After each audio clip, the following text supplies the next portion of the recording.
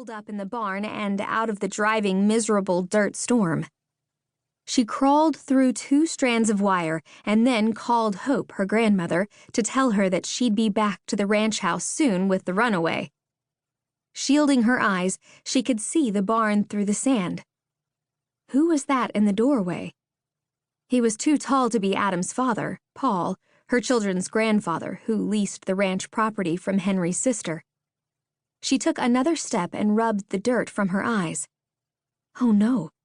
Whoever it was had raced out and grabbed her son. He'd thrown himself on top of Rustin, then stood up with the boy thrown over his shoulder like a sack of chicken feed. Rustin was kicking and screaming out for her the whole time. She took a deep breath and started coughing when her nostrils filled with dirt. Feeling as if she was running in boots filled with lead, she could hear Rustin bellowing as she fought against the hard wind trying to knock her backward. "What the hell?" She gasped for breath when she was finally inside the barn. "What are you doing to my son? Put him down right now," she shouted as adrenaline rushed through her body like fiery hot whiskey. Kicking and screaming, beating the man on the back with his fists, Rustin didn't even see her and turned on her when she grabbed him away from the man. She put her boy behind her and faced the tall, dark cowboy. "Who are you, and why were you kidnapping my child?" Dirt dusted the stranger's dark hair, but his near-black eyes looked blank, as if he was seeing but not seeing, if that made sense. "I was saving him. You are safe now, Amid." The man looked as if he was sleepwalking. Casey snapped her fingers in his face, and he quickly grabbed her wrist. She jerked it free and took a step back. "I'm not Amid, I'm Rustin." Rustin wrapped his arms around her waist and peeked around her side. The cowboy's brow furrowed in a frown. "You aren't Farah. You have red hair." She jerked off the bandana, letting it hang around her neck, and shook her hair out of the stocking hat. "I'm Casey McKay, and this is my son, Rustin." She took a step back and looked into his dark brown eyes. "What are you doing in this barn?" He shook his head slowly. Sorry. I fell asleep out here, and when I woke up the sand, thought I was back," he stammered. "That's classified. I am Captain Nash Lamont, and I just saved this boy from...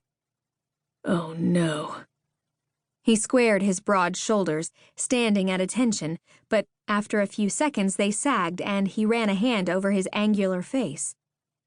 So this was Nash. Everyone in Happy had been talking about how he'd taken over Henry's old ranch.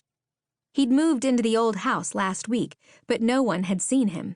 Not at the cafe or at church the previous Sunday. Folks wondered if he might be like his great-uncle, a harmless hermit. He was well over 6 feet tall. His black hair brushed the collar of his denim duster that strained at the shoulder seams, and those dark brown eyes darted around the barn as if he wasn't sure where he was. His broad chest narrowed down past a silver belt buckle with the state of Texas engraved on it. Faded jeans, cowboy boots, a felt hat thrown over there on the hay bale said he was proud to be a cowboy. Yet he'd identified himself as Captain Lamont, and that was definitely military. "You deserve an explanation." His accent was a blend of Texas drawl and something even farther south, maybe Louisiana or Mississippi. "I was in the Army and did some work in Afghanistan, Kuwait, and Iraq. There was an incident involving a young boy who had kicked a ball outside the gates in dangerous territory. I tried to save him, but didn't get there in time and wound up with a head wound of my own. I came out here to check on the sheep and the sandstorm hit. I thought..." He shrugged. "You thought you were back over there, right? The sandstorm and the kid out there in it gave you a flashback?" Casey understood, but she still kept Rustin behind her. Nash nodded. Casey had lost her husband, Adam, when he was on a mission somewhere over there in what the guys called the sandbox. Before that, she'd held him many nights through the nightmares that his job caused, so she understood. But it didn't take away the fear that had tightened her chest so that she couldn't breathe when she thought he